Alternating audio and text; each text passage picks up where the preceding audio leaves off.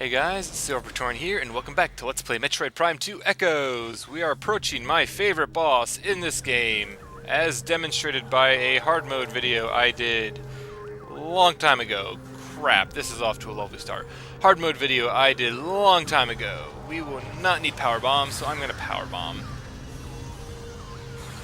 It also occurs to me that I can boost ball off this. Like, so...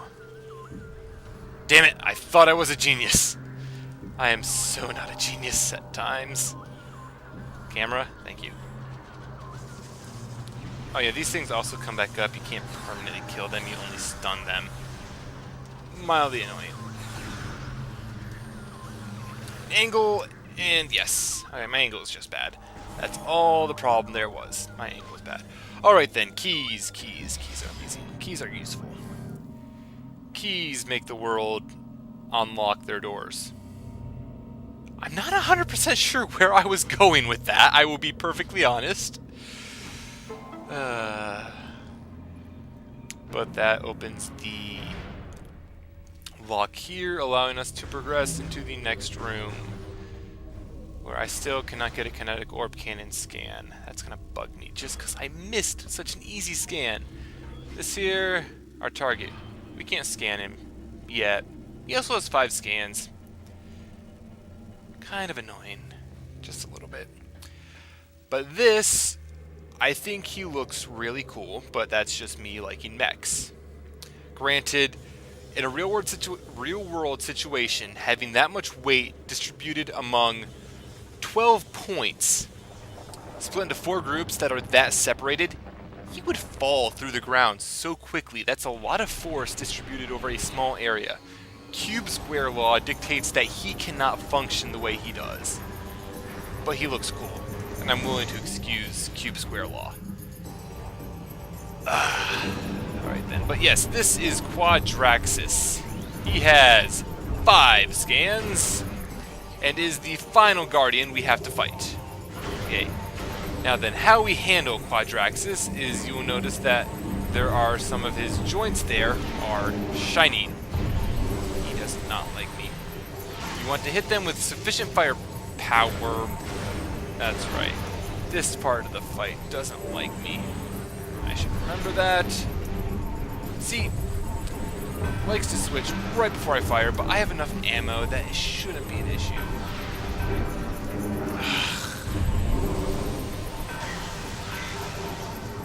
Alright, so that's another hit there. He has several attacks, as you've noticed. He has that one there, where he does a thing. Yes, where he does the thing. He will jump, make shockwaves. He will... what else? You know, it occurs to me that we can boost ball through these and do stuff like that. Where we can boost ball through these. It takes 2 boost balls to destroy one of these. I'm not 100% sure what they're supposed to be. He also has this laser attack where we focus on you, where you want to more or less boost ball your way through it. It hinders you a little bit, like sound and stuff it caused issues with, among other issues. Sound and stuff was most noticeable. Destroying all of these will release power-ups, first of all. I'm not 100% sure else it does off the top of my head, but it does a thing which is useful. Maybe, I think it makes it so that his weakness on his joints stays active for longer. I'm not 100% sure. But we've taken down 2 of these so far. He locks onto us, we boost ball away. Problem taken care of. There's his final attack, which, if you're ready for it, and you're in the boost ball mode, you can kind of just boost ball away and be safe. You can also handle it if you're not in the boost ball mode, which it would be smart of me to remember that. He has a little shot there. He jumps again. He's a big lumbering robot, which is to be expected considering his size. He does have several attacks, which he makes use of a decently sized arsenal, which you require quite a few of your abilities to deal with him. If you shoot him down there at his feet, toes, whatever, rapidly enough, you can disable it. This is the first time I've fought him in a very long time, so I'm kind of not up to speed on everything I need to do, but that's 3 of his joints down, so just need to get this last joint down when it starts glowing blue on the trim, which it really likes to be obnoxious, as you're noticing. He also has a habit of trying to... There goes... Oh, come on! You can also boost your way from that if you're good. And a single charge shot seems to disrupt that if you're fast enough. Come on, you. Lock on. And then I'm just going to rapid fire you, aren't I? Also, pay note to the little single shots he fires there, because that's kind of an important thing to keep an eye on. But yeah, he will shift his body around like that enough. Destroying all of those should push us into phase 2, and it does. After you destroy all those joints, what happens is his body becomes immobilized. I'm not sure why it's just the critical existence failure, why it's just all happening now versus him not being more and more hindered as we destroy them. But what he does is he will drop his body and have the head float around. Quadraxis is, for all intents and purposes, a giant quadwalker. Don't care, I want to scan that. As it says there, this is the shielded head module. We will have to destroy the shield before we can hurt it. And wow, this is a heck of a long interruption thing. This over here is the command module. Now, or command module, the body itself. Now, the head is powerful in its own right, but it doesn't have the capacity to keep this, to fuel everything that Quadraxis is doing right now. So it requires on the body to basically give it command data, which you can disrupt by damaging that antenna on the body. After you do so, the head module is stunned, and it will attempt to reconnect, achieve its uplink there. 3 little antennas will pop out, which you can more or less destroy fairly easily. Seems 2 super missiles will destroy them. He will drop dark quadwalkers, which they're dark quadwalkers. They're not the biggest threat to deal with. Just kind of want to deal with them before I move on. Come on. Come on, there we go. And he will be dead. Dark quadwalkers and quadwalkers in general, as much as I love them, they are really easy enemies to deal with. But once again, from this point it's just lather, rinse, repeat. You saw he had 3 antennas on his head module. We will need to destroy all 3 to move on to the next part. You'll see that it takes 2 super missiles to destroy each antenna, be it on the head or on the body itself. So this will take another, at this point, another 4 super missiles, or 20 missiles total.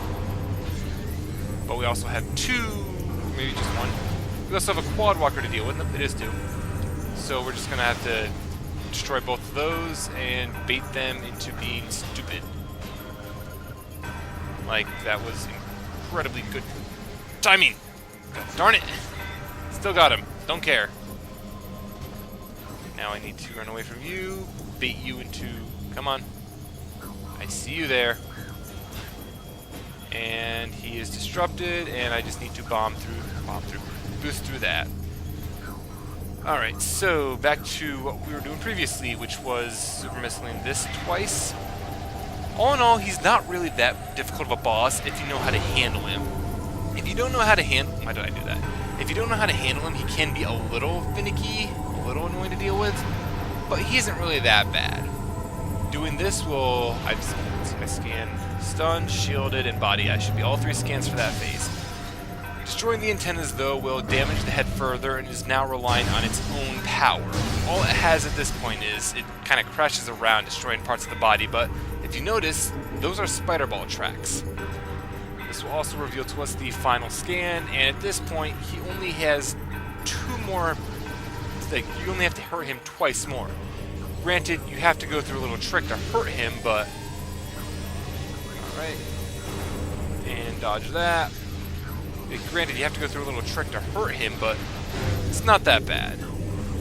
So you shoot him enough, he will be stunned. First thing to do here is to see which direction he's going in. Because he will drift around when he's stunned, and you want to see which direction he's going in. You You want to get up on his legs and sit here for a moment. Wait for him to come around, time it properly, and then boost the ball onto his head. I think right there. Yep. Jump into one of these little holes on his head, bomb it, and he will take damage. You need to do that twice, once for each hole, and it is a good game at that point. But like I said, I like this boss for a few reasons. The theme, how the boss looks, and the fact that he does make use of pretty much, not every power-up, but a large majority of the power-ups you have gained. Spider Ball, Boost Ball, the Sonic Visor, Super Missiles for utilities, or for utility granted, but a large number of the power-ups you have gained, which I really like. He's a bit of a, word I'm looking for, bit of a final exam boss in a way, and I just really like him. It's an interesting design and just something that I like. Now, the fight did not take me that long at all to do. Like, 7 minutes, give or take. I don't know how long it started. Maybe 10 minutes. 10 minutes at most.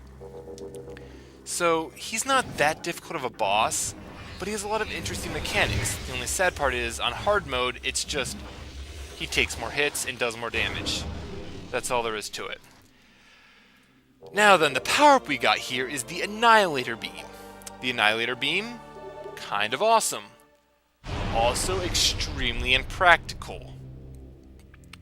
It's essentially a matter-antimatter weapon. It uses both light and dark beam to work. So that's one of each to use it. It also homes and fires pretty rapidly. It will home into whatever you're targeting, fires pretty rapidly, and has a decent charge shot. It also will interact with sonic lock systems, which I will demonstrate soon enough. Oh yeah, we can go over here first. I'm gonna go this way first, because I can. Over here there is a thing to scan. These are Ingstorm. We'll come back. Ingstorm, that's what they do. They hurt. I'll come back to that. I could go through there now, but I'll come back. So what we want to do is, I don't have a good angle for this. Darn it. I'm gonna have to go all the way back up. We're gonna wanna go up, get the energy, return it, and then go from there, which means the next video will be the start of the shopping spree. Oh, happy day. Shopping spree. Oh. Really? I hit the button to to screw ball attack thing. Samus, work with me here. I press the button, you jump. That's how this works. I'm trying to help you here after all. But the Annihilator Beam also has these gray doors, which you can open. The Annihilator Beam, like I said, it's powerful, rapid fire, and it homes. But it uses ammo of both, which makes it rather impractical despite its use. You will very rarely see me make use of the Annihilator Beam, to be perfectly honest. When we walk up here, we can steal the energy from the temple. And it's kind of useful to steal the energy from this temple, because, yeah. And upon stealing the energy from the Ing Fortress and restoring it to the Sanctuary Fortress, the only energy left in Dark Aether will be that of the Sky Temple, which is the same as where the dark side of where Umos is. So the Dark Aether does not have that much energy left for us to take, and then it's game over. It's also probably the most defended ones out of there. It has the head of the Ing, and there are 9 keys. Is it 7 or is it 9? I think it's 9. There are like 9 keys which we need to get in order to open it. And those keys are spread all throughout Aether. From the temple grounds, we already got one here in the Sanctuary Fortress. They're in the Torvus Bog, they're in the Argon Wastes, they're everywhere. So we're going to be out there getting those power-ups for a little while, which is just a bit of a pain in the butt. I hate keys. They open the doors of the world, but sometimes those doors just need to be... I have a hammer. I have a really powerful hammer in the form of this charge weapon. Can't I just blow the door up? I mean, really, that would make more sense to me. Just blow the door up, problem solved, move on with our lives. And let's jump over here. And through here. Now, the things the Annihilator Beam can do is you can shoot beacons and you can shoot crystals, and it will turn them into a special creature. A super beacon or super crystal. Now, what this does is it has the same death effect that the word I'm looking for. Can I get out of here? Can I get out of here? I have to be able to get out of here. It has the same death effect that the light crystals have. How do I get out of here? Scan? Do I have to like jump from here to... That's a big jump. But it has the death effect that the... I can make that jump. The death effect, finish this damn statement, that the light beam has, but it will also draw in the ing. It'll draw them to their doom, essentially. Pretty alright if I do say so myself. Is there any light crystals in here? Because I would like to totally get both scans before I forget about it. It's in no way a missable scan. I would just like to get it before I forget. Why did I do that? Also, the Annihilator Beam will energize both light and dark portals, if I'm not mistaken. I will check that right here. Oh, yes, there is. Cool. I will check that right here. There's the Super Crystal, and... Yep, it will energize both crystals no matter what. You're just wasting an ammo to do it. So, if it doesn't matter to you, feel free to do it. If it does matter, don't do it, I guess? I don't know. Alright, drops us back out in here. Why did I do that? Destroy that. Over the wall. Because that wall serves nothing to us in the way of a distraction. However, I also mentioned things about the Annihilator Beam. Or did I mention this? The Annihilator Beam will also interact with sonic systems. Such as down here. Which we want to go to the game. Thank you. Go onto the sonic visor. You'll see that these are actually locked. Now what we need to do is we need to find that right there. Alright.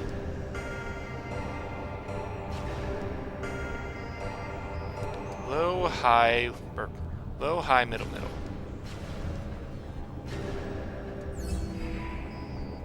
So that was the correct one, so we don't need to hit that one again. And now down here it was...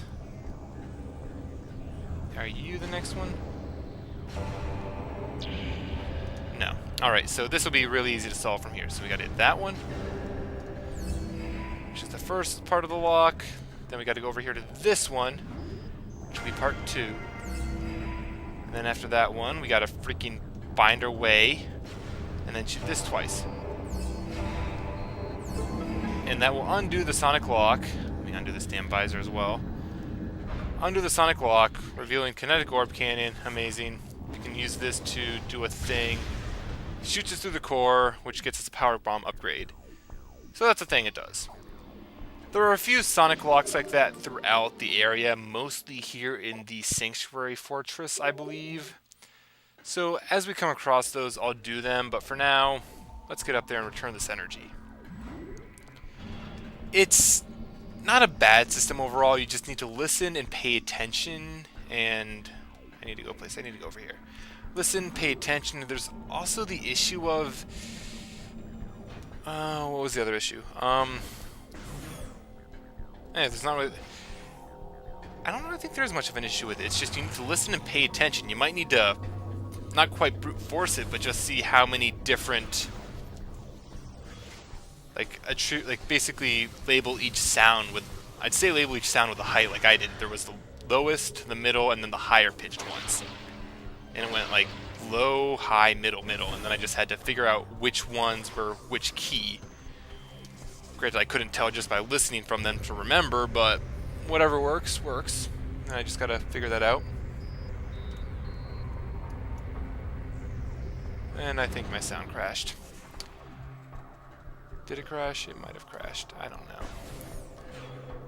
Oh well, at least the video is still recording, so if I have to do any of this post-com, that'll be not an issue. If I have to do all of this post-commentary, that will be an issue, however. I would not be very happy with that. It appears to still be flowing, so maybe I'm good? I don't know. I pray. Just a little bit.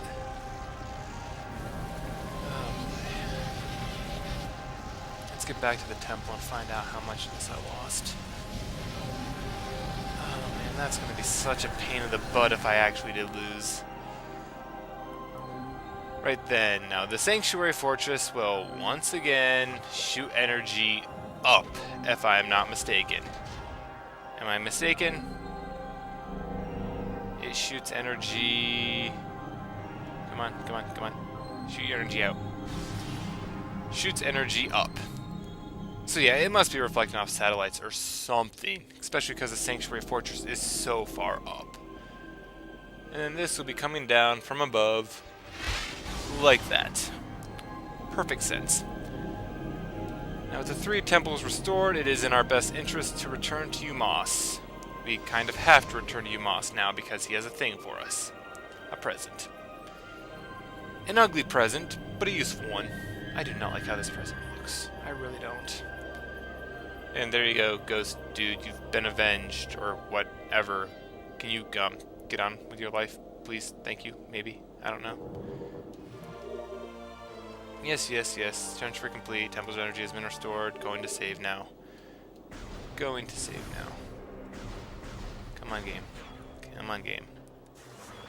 Saving time. Saving time.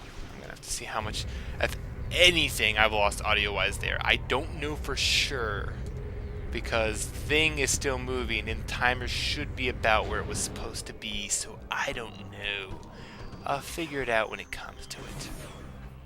This video is gonna have I'm gonna have to do a bit of editing on it. Come on, damn it. Oh well, I just have to spider ball my way out of here anyway. Just a matter of spider balling my way out of here. Like this. Oh yeah, so if you don't go after that one power up, whatever power up it is in the other room, the other way from leaving the Spider Ball Guardian, it would tell you right there that you can boost ball. But I almost never go that way, so I forgot that it tells you about that. Now I get to go down, I get to save, because saving's a thing, which is pretty nice to do.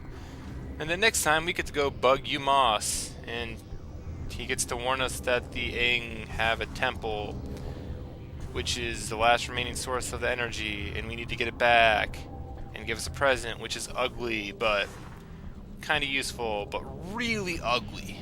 You'll see what I mean. Really ugly. I do not like how that looks at all. But save station, saving, so... Till next time, this has been Silver Batoran with Let's Play Metroid Prime 2 Echoes. We're approaching endgame, and the shopping spree, and that looks pretty cool in the distance. Later.